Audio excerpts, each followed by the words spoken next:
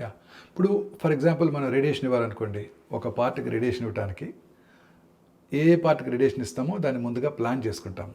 Radiation oncologist ముందుగా CT scan కానీ MRI కానీ చేసుకొని ప్రిసైజ్గా ఐడెంటిఫై చేసి, పిల్లలు ఆడుకునే మన సిస్టంలో లాగా గేమ్స్ లాగా ఇది వాళ్ళ సిస్టంలో దాన్ని లోడ్ చేసి ఏ పక్క నుంచి రేడియేషన్ ఇస్తే బాగుంటుందో రేడియేషన్ ప్లానింగ్ చేస్తారు.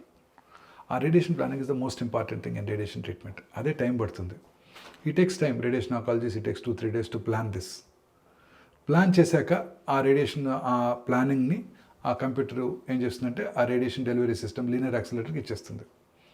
సో నెక్స్ట్ ఫ్యూ డేస్లో అదే ఫాలో అయిపోతూ ఉంటుంది ట్రీట్మెంట్. కానీ మన బాడీలో కొన్ని పార్ట్స్లో రేడియేషన్ ఇస్తున్నప్పుడు ఆ రేడియేషన్ ఇస్తున్న పార్ట్ చేంజ్ అవుతూ ఉంటుంది పొజిషన్. ఉదాహరణకి గర్భసంచి ముఖద్వార క్యాన్సర్ ట్రీట్మెంట్ ఇస్తున్నాం అనుకోండి.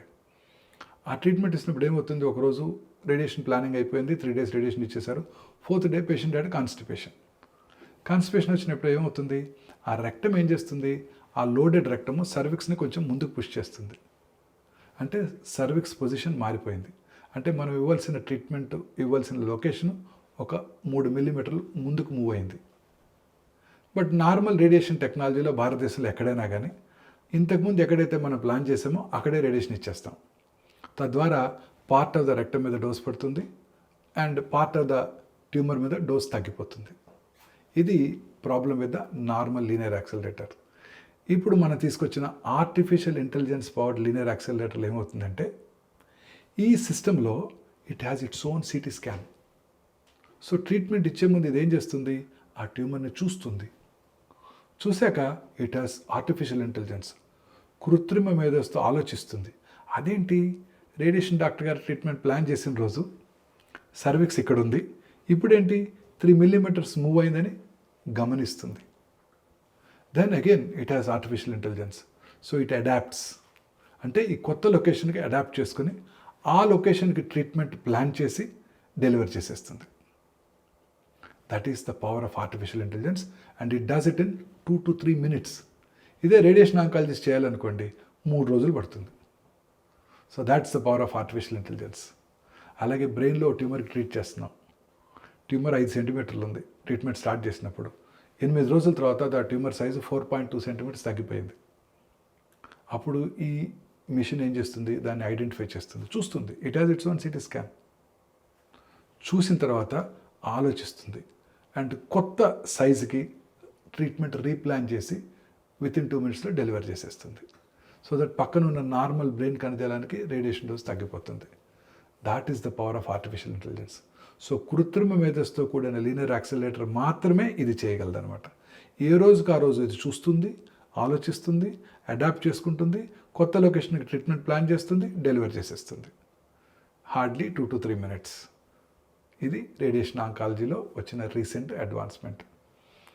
బట్ రేడియేషన్ ఇవ్వవలసిన ట్రీట్మెంట్ కరెక్ట్గా ఎక్కడ ప్రిసైజ్గా లోకలైజ్ చేయడానికి PET MR is the best useful tool. MRI is probably the best tool to identify the location of the tumor. బ్రెయిన్లో కానివ్వండి, హెడ్ అండ్ నెక్లో కానివ్వండి, అలాగే రిట్రోపెరిటోనల్ ఆర్గన్స్ లైక్ ప్యాంక్రియాస్లో కానివ్వండి, ప్రాస్టేట్ కిడ్నీస్లో కానివ్వండి, రిట్రోపెరిటోనల్ ట్యూమర్స్లో కానివ్వండి, అలాగే కాళ్ళు చేతుల్లో ఉండే ట్యూమర్స్, ఎక్స్ట్రిమిటీస్ ట్యూమర్స్ కానివ్వండి, MRI is far superior to CT scan. ఈ ఎంఆర్ఐకి కొత్తగా for the first time in the country PET MR తీసుకురావడం జరిగింది. ఎంఆర్లోనేమో ట్యూమర్ని లొకలైజ్ చేస్తాం. PET MRలో ఆ ట్యూమర్లో వయబుల్ ట్యూమర్ ఎక్కడుంది, అంటే బ్రతికి ఉన్న క్యాన్సర్ కణాలు ఎక్కడున్నాయో తెలుసుకుంటాం. ఇది PET అంటే ఏంటంటే FDG అనే ఫార్మస్యూటికల్ ఇంజెక్ట్ చేస్తారు, ఫ్లోరో డియాక్సీ గ్లూకోజ్. గ్లూకోజ్ ఎవరు టేకప్ చేస్తారు, యాక్టివ్గా ఉండే టిష్యూస్ టేకప్ చేస్తాయి.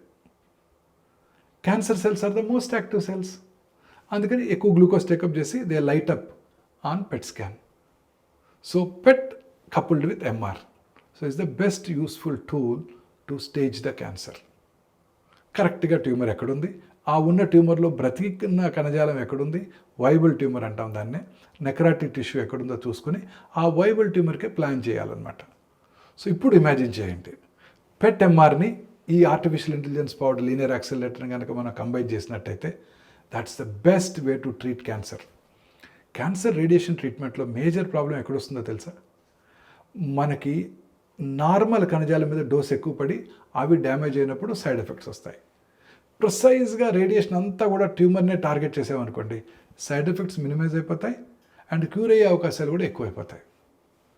So now imagine world's best digital PET MR, artificial intelligence powered, కృత్రిమ మేధస్తో కూడిన పెట్టెంఆర్ స్కాను, అలాగే కృత్రిమ మేధస్తో కూడిన రేడియేషన్ డెలివరీ సిస్టమ్ ఈథోస్. ఈ రెండింటిని for the first time in the country మనం కంబైన్ చేసాం.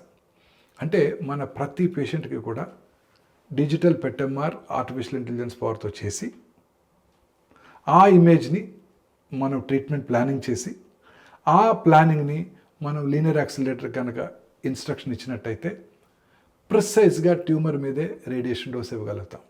తద్వారా పక్కనున్న నార్మల్ కణజాలం మీద రేడియేషన్ డోస్ చాలా మినిమైజ్ అయిపోయి రేడియేషన్ రిలేటెడ్ సైడ్ ఎఫెక్ట్స్ అన్ని మనం వైప్అవుట్ చేయవచ్చు. This is the best part of cancer treatment.